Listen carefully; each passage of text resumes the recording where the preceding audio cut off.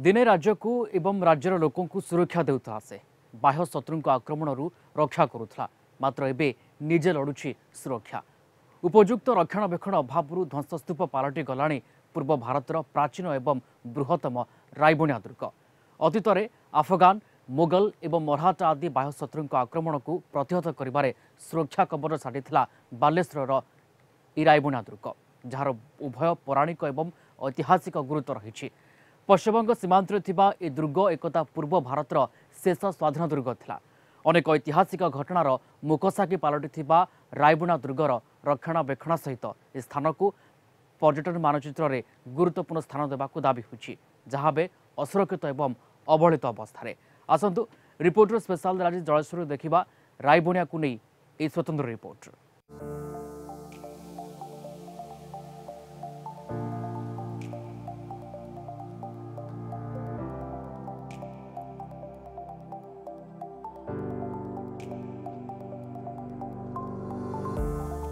अतीतरे ओडिशा को बाह्य शत्रु कबलरू रक्षा करुथिबा पूर्व भारतर सर्वबृहत एवं प्राचीन रायबणिया दुर्ग आज सते जेमिति निजर सुरक्षा पाई अनै बसिछि सरकारी विधि व्यवस्था को अफगान मोगल मराठा आदि बाह्य शत्रु आक्रमण को प्रतिहत करने पाई सेतेबेले एही दुर्ग साजिथिला सुरक्षा कवच मात्र सरकार उदासीनता एवं उपयुक्त रक्षणाबेक्षण अभाव अतीतर इतिहास को उज्जीवित करुथुबा एही रायबणिया दुर्ग एवं ध्वंसस्तूप पलटि आसतु आज रिपोर्टर स्पेशल देखा सुरक्षा मागुची रायबणिया दुर्ग।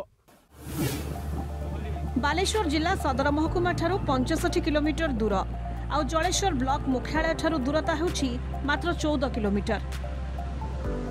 एटी रहिछि ऐतिहासिक रायबणिया दुर्ग जहार निर्माण नहीं सठिक आकलन करा जाई पारि नाही तेबे एही दुर्ग को नहीं अनेक इतिहास एवं पौराणिक किंवदंती रही। एही दुर्ग थिला महाभारत जुगर विराट राजांक गढ़। यार आयतन कटकर बारबाटी दुर्ग ठारू मध्य बड़। किंवदंती अनुसार रायबणिया ठारू मयूरभंजर कप्तिपदा पर्यंत एक विस्तृत भूखंड थिला जहा थिला मत्स्य देशर अंशविशेष अर्थात महाभारत जुगर विराट राजांक राज्य। रायबणिया गड़ थिला एहार राजधानी।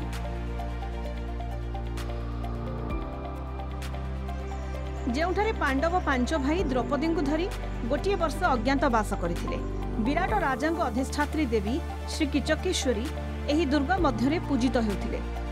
यार अनेक वर्ष परे मयूरभंजर कौनसी भंजवंशीय शासक किचकेश्वरी को एठारू नहीं खिचिंग ठारे प्रतिष्ठा करथिले।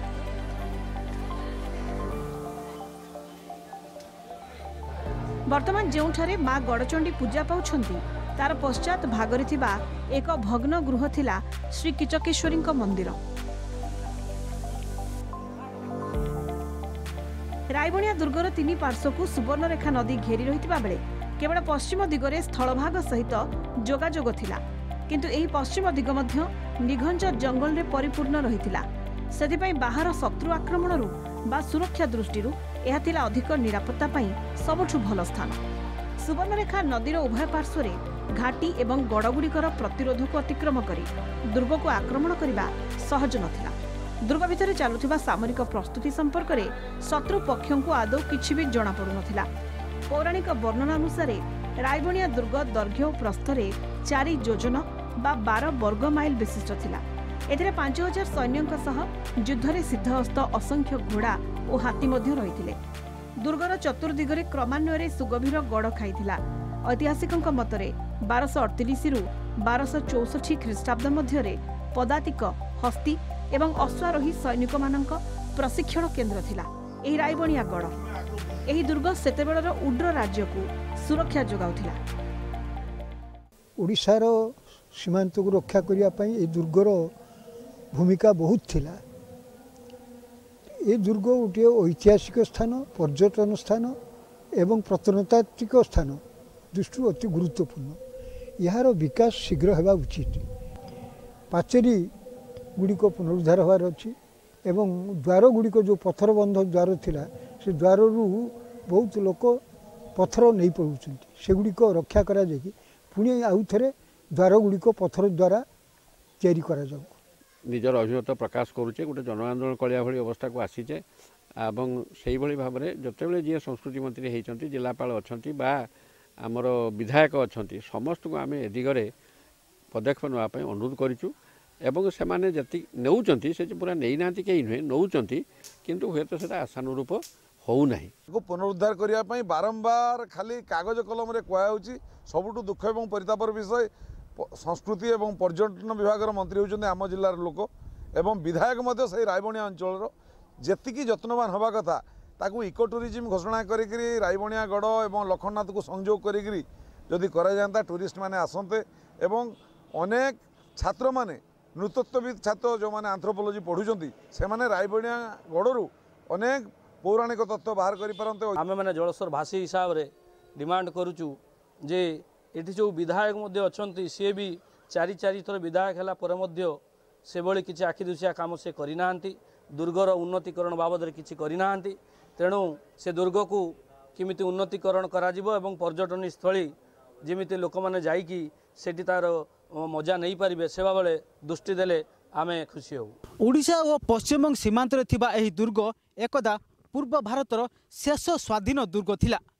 पौराणिक किंवदंती अनुसार यह थिला महाभारत जुगर विराट राजा गढ़। पुरातन दुर्ग इतिहासर मुकसाखी पालटि रायबणिया दुर्गर ऐतिह्य केवल आम राज्य नुहे समग्र देशर ऐतिहासिक मानकु प्रेरणा जुगाई थाए। कुतुबुद्दीन ऐबक उत्कल आक्रमण समय राज्य को सुरक्षा देबारे एही गढ़र थिला प्रमुख भूमिका।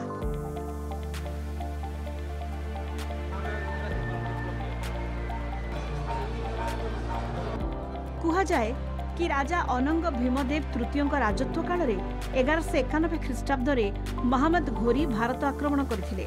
युद्ध में पृथ्वीराज को परास्त करी दिल्ली एवं अजमेर अधिकार करथिले। यापर से राज्य को फेरी गले। तेबे राज्य विस्तार दायित्व अर्पण करथिले तांकर विश्वस्त सेनापति कुतुबुद्दीन ऐबक हाथ में। गोटे वर्ष भितर ओडिशा सीमांत रे आसी पहुंचीथिले कुतुबुद्दीन। मात्र सेतेबेले ओडिशार शक्तिशाली सैन्यबाहिनी सह युद्ध में कुतुबुद्दीन को हारिबा को पड़िथिला। आ एही युद्ध में रायबणिया गढ़ साजिथिला सुरक्षा कवच। परे लांगुला नरसिंह देवଙ୍କ शासन काल रे अष्टादश शताब्दीर निर्माण शैली रे एही विशाल दुर्गर आधुनिकीकरण करा जायतिला। रायबणिया दुर्ग पाखरे आउ 18टी अन्य छोट दुर्ग निर्माण होइतिला। राजा महाराजा माने एही दुर्ग रे रही पूरा साम्राज्य को सुरक्षा दे आसुथिले। बाह्य शत्रुଙ୍କ आक्रमण समय सुड़ंग पथरे दुर्गरु बाहरी अन्य सहायक दुर्ग को जिबार व्यवस्था रहितिला। दुर्गर चारि पाखरे 7टी गड़खाई रहितिला।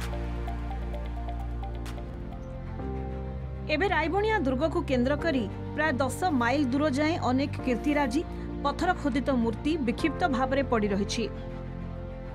जो रायबणिया दुर्गर रणहुंकार रे दिने समग्र भारतवर्ष प्रकंपित होउथिला से दुर्ग आज जराजीर्ण ध्वंस स्तूपरे परिणत होछि। स्थानीय प्रशासन जनप्रतिनिधि एवं सरकार को उदासीनता जोगु एहार पुनरुद्धार होई पारु नाही। अंचलवासी बहु दाबी परे एही दुर्ग पर्यटन स्थलीर मान्यता पाइछि सत, हेले दुर्ग निकट को जीवा पई ना खंडे भल रास्ता अछि ना पर्यटक मानक लागि कौनसी सुविधा। तेणु उभय पौराणिक और ऐतिहासिक महत्व रखिथिबा एही दुर्ग देश विदेशर पर्यटकों को आकृष्ट करिथाए।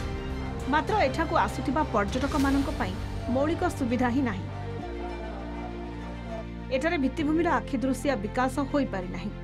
दुर्ग निकटरे थिबा 130 वर्ष पूर्वर रायबणिया जगन्नाथ मंदिर एबे जराजीर्ण अवस्थारे। 2015 मसीह तत्कालीन संस्कृति और पर्यटन मंत्री अशोक पंडा दुर्ग परिदर्शन में आसी यार पुनरुद्धार पाई एक मास्टर प्लान प्रस्तुत उपरे गुरुत्वारोप करथिले। यापर 2019 जुलाई 13 तारिख में वर्तमान पर्यटन मंत्री ज्योति प्रकाश पाणिग्राही रायबणिया दुर्ग परिदर्शन में आसी यार सुरक्षा और विभिन्न समस्या संपर्क में आलोचना करथिले। स्थानीय अधिवासी एवं जनप्रतिनिधि सविशेष भाव कथा होइथिले। आ खूब शीघ्र दुर्गर ऐतिह्य एवं कीर्तिराजी को सुरक्षा देबा पई पदक्षेप ग्रहण कराजिबो बोली प्रतिश्रुति देथिले। एहा सह पर्यटन स्थलीर उन्नतीकरण पई मध्य कथा देथिले। मंत्री गस्त पर मुख्यतः दुर्ग को संजोग करुवा रास्ता स्वागत तोरण निर्माण एवं पानीय जल और आलोकीकरण आदि कार्य आरंभ होइतिला हेले काम अधारू अटकी गला एवं एपर्यंत असंपूर्ण अवस्था रही। सेटा गोटे ऐतिहासिक गड़ तार किंबदंती कौन कहे मो जाने ना मो माँ मोर आमर परिवार सब कहती जे सेटा कौन विराट राजर गड़ थिला से दुर्गर पुनरुद्धार जदिओ ना को किंतु वास्तविक क्षेत्र में उद्धार हो पारि नाही ताकू संस्कृति विभाग उद्धार करने दरकार। मोर विशेष अनुरोध माननीय विधायक एवं आम जो जिलार मंत्री अच्छा संस्कृति मंत्री ताकू तुरंत एक पर्यटन स्थलीर जहाँ जहाँ आवश्यक सर्वनिम्न सुविधा खाली घोषणा कले चलबनी ताकू पूरण करूँ से दिगरे जत्रवान हूँ क्या आम जो पुल जो थिला गुरदासपुर ब्रिज सेटा हो द्वारा रायबणिया को संयोगटा सुखम होती किंतु रायबणियार पाचेरी उठे दुर्गर सुरक्षा कर सेटा तो आम उत्तर बालेश्वर अंचल गर्व एवं गौरवर स्थली सेटा सरकार पर्यटन स्थलीर मान्यता देता सत्वे आज पर्यंत आखि दृश्य किसी पदक्षेप हो पारना पानीय जल आरंभ करी टूरिस्ट माने केमती से स्पॉट को जीवे रास्ता घाट सेगुड़ाक आवश्यकता यथेष्ट रही सी देखो महाभारत रे गोटे से अंग से पंचुपांडव अवस्थान करथिले से कीर्तिर वर्तमान पुनरुद्धार हो पारना सेठिका स्थानीय ये पत्थर माफिया माने पत्थर खोली नहीं जाउछंती स्थानीय लोक मैंने से जमी को जबरदखल करने निज अख्तियार को नहीं जाती आपण मान माध्यम सरकार को अनुरोध करुच्ची से स्थानर कीर्ति उद्धार करा जाई तार पुनर्विलास करा जाए। ए संपर्क में जलेश्वर विधायक अश्विनी पात्र कहते कि दुर्ग को संजोग करुवा रास्ता निर्माण कार्य आरंभ होछि। ओडिशा पर्यटन विभाग पक्षरु 25 लाख टंका व्यय स्वागत तोरण निर्माण कार्य आरंभ होछि। यास आलोकीकरण एवं अन्यान्य सौंदर्यीकरण पई 25 लाख टंका मंजूर होछि। पानीय जल जोगाण व्यवस्था करा जायछि। सेबळी रुर्बान स्कीम रे 50 लाख टंका खर्च करा जाई पांथनिवास निर्माण सह भित्तिभूमिर विकास करा जिवो। ए संपर्क में बालेश्वर सांसदों को पचारिबारु खूब शीघ्र दुर्गर पुनरुद्धार और सुरक्षा दिगरे समस्त व्यवस्था करा जिवो बोली कहिसंती। सेठी गोटे हमर एंट्री गेट होची जे टूरिस्ट मान को आकर्षण करने स्वागत करने एंट्री गेट गोटे निर्माण चली वर्तमान 25 लाख टंका व्यय टूरिज्म डिपार्टमेंट से करुच्ची एवं आम रुर्बान स्कीम रे 50 लाख टंका सेठी अच्छी जो कि आम भावुँ पांथनिवास करूँ तार गार्डन फार्डन सजेबू जे टूरिस्ट मान को एट्राक्ट करने जहाँ जहाँ आवश्यक से कार्यक्रम नापी उद्यम चली। ये गोटे आमर ऐतिहासिक गौरव स्थली तार पुनरुद्धार उभय राज्य और केंद्र सरकार को लिखी और बारंबार आम आलोचना करूँ से गोटे योजना भी तैयारी तार डीपीआर प्रस्तुत हो यार शीघ्र केमती विकास करा जिवो ये गोटे स्मृति पीठ भाव में भविष्य पीढ़ी को प्रेरणा देला व्यवस्था से दिगरे आम यत्नवान अच्छे।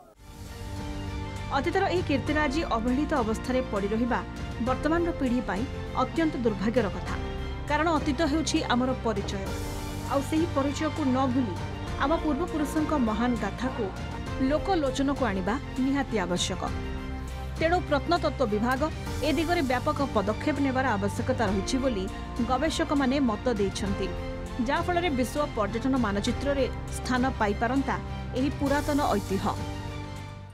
अवहेलित अवस्था पड़ रही सर्वपुरातन रायबणिया दुर्गर पुनरुद्धार एवं उन्नतीकरण निमंते अंचलवासी पक्षर दीर्घदिन धरी दाबी हो आसुला बेले एही पुरातन ऐतिह्य और कीर्तिराजीर सुरक्षा एवं सौंदर्यीकरण करिपारिले एहा विश्व पर्यटन मानचित्र रे स्थान पाइबा सह आगामी पीढ़ी पाई उदाहरण हो पारंता। बालेश्वर जिला रायबणिया दुर्गरु राधागोविंद दास, कलिंग टीवी।